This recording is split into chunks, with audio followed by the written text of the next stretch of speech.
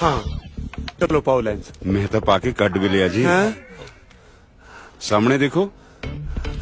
इधर है सामना, इधर है। बेटे सामना करो सिचुएशन दा। कुछ दिख रहा? कुछ नहीं दिख रहा।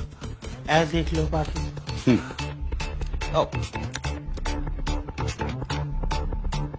ਹੁਣ ਕੁਝ ਦਿਖ ਰਿਹਾ? मैनू कुछ नहीं दिख रहा। ਉਹ ਭਾਈ ਸਾਹਿਬ ਤੁਸੀਂ ਸਾਡੇ ਯਾਰ ਦੀਆਂ ਅੱਖਾਂ ਚੈੱਕ ਕਰ ਰਹੇ ਹੋ ਕਿ ਆਪਣੇ ਲੈਂਸ ਚੈੱਕ ਕਰ ਰਹੇ ਹੋ ਵੀ ਕੰਮ ਕਰਦੇ ਆ ਕਿ ਨਹੀਂ? ਭਾਈ ਸਾਹਿਬ ਮੈਨੂੰ ਪਤਾ ਹੈ ਮੈਂ ਕੀ ਕਰ ਰਿਹਾ। ਇਹ ਕੀ ਹੈ?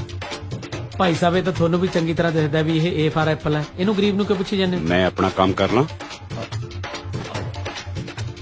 ਇਹ ਕੀ ਹੈ?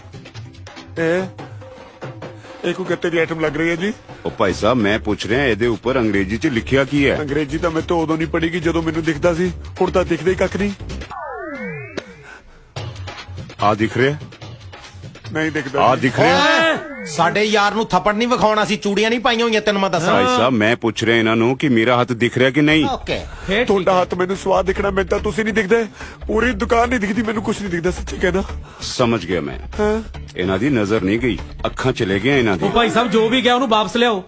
ਮੇਰੇ ਯਾਰ ਦਾ ਅਗਲੇ ਹਫਤੇ ਵਿਆਹ ਹੈ, ਇਹ ਉੱਥੇ ਕੀ ਮੂੰਹ ਦਿਖਾਊਗਾ? ਮਤਲਬ ਕੀ ਮੂੰਹ ਦੇਖੂਗਾ? ਭਾਈ ਸਾਹਿਬ ਅਸੀਂ ਘਟੀ ਨਜ਼ਰ ਦੇ ਚਸ਼ਮੇ ਬਣਾਉਂਦੇ ਆ, ਖਤਮ ਹੋ ਚੁੱਕੀ ਨਜ਼ਰ ਦੇ ਨਹੀਂ। ਇਹਨਾਂ ਨੂੰ ਕਿਸੇ ਅੱਖਾਂ ਦੇ ਡਾਕਟਰ ਨੂੰ ਦਿਖਾਓ। ਅਸੀਂ ਤਾਂ ਤੁਹਾਨੂੰ ਵੀ ਅੱਖਾਂ ਦਾ ਹੀ ਸਮਝ ਕੇ ਆਏ ਸੀ, ਤੁਸੀਂ ਇੱਥੇ ਗੁਰਦਿਆਂ 'ਚੋਂ ਪੱਥਰੀ ਕੱਢਦੇ ਹੋ। ਭਾਈ ਸਾਹਿਬ ਕੋਈ ਚਾਂਸ ਹੈ ਠੀਕ ਹੋਣ ਦੇ? ਦੇਖੋ ਮੈਂ ਇਹਦੇ 'ਚ ਕੁਝ ਨਹੀਂ ਕਹਿ ਸਕਦਾ ਜੀ। ਕੁਛ ਨਾ ਕੁਛ ਤਾਂ ਕਹੋ, ਘੱਟ ਤੋਂ ਘੱਟ ਸਾਡੇ ਯਾਰ ਨੂੰ ਹੌਸਲਾ ਹੀ ਦੇ ਦਿਓ। 300 ਰੁਪਏ ਹੈ ਮੇਰੀ ਫੀਸ। ਲੈ ਇਹ ਤਾਂ ਕੋਈ ਹੌਸਲਾ ਦੇਣ ਵਾਲੀ ਗੱਲ ਨਾ ਹੋਈ। ਖੜਾ ਹੋ ਯਾਰ ਤੂੰ, ਹੌਸਲਾ ਢਾਣ ਵਾਲੀ ਗੱਲ ਕਰਤੀ। ਵੈਸੇ ਡਾਕਟਰ ਸਾਹਿਬ ਤੁਸੀਂ ਆ ਚੱਕੋ। ਚੱਲ ਯਾਰ ਅਸੀਂ ਗਲਤ ਜਗ੍ਹਾ ਤੇ ਆ ਗਏ ਆ। ਓਏ ਹੁਣ ਉਹਨੂੰ ਕਾਹਨੂੰ ਅੱਖਾਂ ਕੱਢੀ ਜਾਂਦਾ? ਆ ਯਾਰ ਕੀ ਪਤਾ ਆਪੇ ਕਢਾਉਣੀਆਂ ਪੈ ਜਾਣ। ਹੁਣ ਆ ਜਾਓ। ਆ ਜਾ ਧਿਆਨ ਨਾਲ ਆ ਜਾ ਯਾਰ, ਆ ਜਾ ਧਿਆਨ ਨਾਲ। ਹੁਣ ਦੱਸੋ ਕਿੱਧਰ ਨੂੰ ਚੱਲੀਏ? ਮੈਂ ਤਾਂ ਕਹਿੰਦਾ ਠੇਕੇ ਤੇ ਚੱਲਦੇ ਆ। ਉੱਥੋਂ ਪੀ ਕੇ ਬੋਤਲ ਤੇਰਾ ਸਿਰ ਮਾਰਾਂਗੇ ਕਿਸੇ ਖੰਭੇ ਦੇ ਨਾਲ।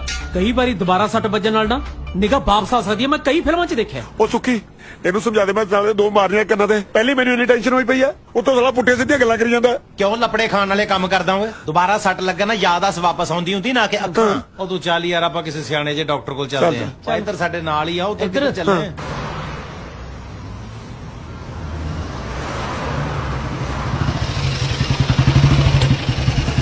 ਆ ਗਏ ਚਲੋ। ਓਏ ਓਏ ਇੱਧਰ ਆ। ਉਹ ਲਾਲ ਬੱਤੀ ਹੋਈ ਹੈ, ਡਾਕਟਰ ਦਾ ਕਲੀਨਿਕ ਨਹੀਂ ਆਇਆ। ਉਹ ਇਹਨੂੰ ਵਿੱਚ ਬਿਠਾਲਾ, ਬੱਤੀਆਂ ਤੇ ਜੇ 12 ਆਉਣੀਆਂ ਰਸਤੇ 'ਚ। ਬਹਿ ਜਾ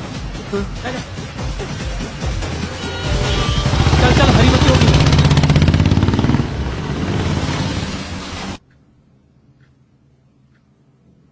ਓਕੇ ਰਿਲੈਕਸ। ਸੱਟ ਲੱਗਣ ਦੇ 6 ਘੰਟੇ ਦੇ ਅੰਦਰ ਜੇ ਟ੍ਰੀਟਮੈਂਟ ਸ਼ੁਰੂ ਹੋ ਜਾਏ ਤਾਂ ਪੇਸ਼ੈਂਟ ਦੀਆਂ ਅੱਖਾਂ ਬਚਾਈਆਂ ਜਾ ਸਕਦੀਆਂ। ਤੁਸੀਂ ਉਸ ਵੇਲੇ ਕਿਉਂ ਨਹੀਂ ਲੈ ਕੇ ਆਏ ਇਹਨਾਂ ਨੂੰ? ਉਦੋਂ ਤਾਂ ਅਸੀਂ ਆਪ ਦਾਰੂ ਪੀ ਕੇ ਚੰਦ ਤੇ ਚੜੇ ਹੋਏ ਸੀਗੇ ਜੀ। ਸਾਨੂੰ ਕੀ ਪਤਾ ਸੀ ਤੜਕੇ ਨੂੰ ਇਹ ਚੰਦ ਚੜਾ ਦੂ। ਡਾਕਟਰ ਸਾਹਿਬ ਅਸੀਂ ਲੇਟ ਤੇ ਹੈਗੇ ਆ, ਪਰ ਤੁਸੀਂ ਕੋਈ ਇਹਦੀ ਇੱਕ ਅੱਧੀ ਅੱਖ ਠੀਕ ਕਰ ਦਿਓ। ਵਿਚਾਰਾ ਕਾਣਾ ਹੀ ਤੁਰਿਆ ਫਿਰੂ ਸਾਡੇ 'ਚ। ਕਿਸੇ ਜਾਨਵਰ ਦੀ ਨਹੀਂ ਫਿੱਟ ਹੁੰਦੀ ਜੀ। ਕੋਈ ਬਿੱਲੀ ਬਿੱਲੂਏ ਮਾਰ ਲਿਆਉਨੇ ਆ। ਆਹੋ ਵੱਧ ਤੋਂ ਵੱਧ ਸਾਡਾ ਯਾਰ ਬਿੱਲੀਆਂ ਅੱਖਾਂ ਨਾਲ ਹੀ ਹੋ ਜਾਏਗਾ, ਦਿਸੇਗਾ ਤੇ ਸਹੀ ਉਹਨੂੰ। ਹਾਂਜੀ ਦੇਖੋ ਮੈਂ ਨਾ 2 ਦਿਨ ਦੀ ਦਵਾਈ ਲਿਖ ਕੇ ਦੇ ਰਿਹਾ, ਉਹ ਤੁਸੀਂ ਦੇ ਕੇ ਦੇਖ ਲਓ ਜੇ ਕੋਈ ਅਸਰ ਪੈਂਦਾ। ਜੇ ਨਸ ਜ਼ਿਆਦਾ ਦੱਬੀ ਹੈ ਫਿਰ ਮੈਂ ਕੋਈ ਗਾਰੰਟੀ ਨਹੀਂ ਲੈ ਸਕਦਾ। ਉਹ ਹਨੀ, ਉਹ ਸੁੱਖੀ, ਉਹ ਪ੍ਰਮਾਤਮਾ ਅੱਗੇ ਅਰਦਾਸ ਕਰੋ ਨਸ ਨਾ ਦੱਬੀ ਹੋਵੇ, ਨਹੀਂ ਤਾਂ ਮੇਰੇ ਵਿਆਹ ਵਾਲੇ ਸਾਰੇ ਅਰਮਾਨ ਦੱਬ ਕੇ ਰਹਿ ਜਾਣੇ ਨੇ। ਆ ਪ੍ਰਗਟ ਹੌਸਲਾ ਰੱਖ ਯਾਰ। ਹੌਸਲੇ ਨੂੰ ਹੁਣ ਬਟੂਏ 'ਚ ਰੱਖਾਂ? ਉਹ ਤੁਸੀਂ ਮੇਰੇ ਪਿਓ ਨੂੰ ਨਹੀਂ ਜਾਣਦੇ। ਮੈਂ ਸਾਰੀ ਉਮਰ 'ਚ ਇੰਨੇ ਕੰਮ ਨਹੀਂ ਕੀਤੇ ਜਿੰਨੇ ਉਹਨੇ ਮੈਨੂੰ ਵਿਆਹ ਦੇ ਗਣਾਤੇ। ਜੇ ਕਿਤੇ 19 ਕੀ ਹੋ ਗਈ ਨਾ, ਮੈਂ ਫੜਿਆ ਜਾਣਾ। ਤੂੰ ਐ ਕਰ 2-4 ਦਿਨ ਬਾਹਰ ਲਾ ਆ, ਜਦੋਂ ਠੀਕ ਹੋ ਗਿਆ ਘਰ ਆ ਜੀ। ਆਹ ਗੱਲ ਸਹੀ ਹੈ ਹਨੀ। ਤੁਸੀਂ ਐ ਕਰੋ, ਸਭ ਤੋਂ ਪਹਿਲਾਂ ਮੈਨੂੰ ਘਰੇ ਛੱਡੋ, ਫਿਰ ਮੈਂ ਆਪਣੇ ਡੈਡੀ ਨੂੰ ਕੋਈ ਵਧੀਆ ਜਬਾਨਾ ਛੱਡਦਾ।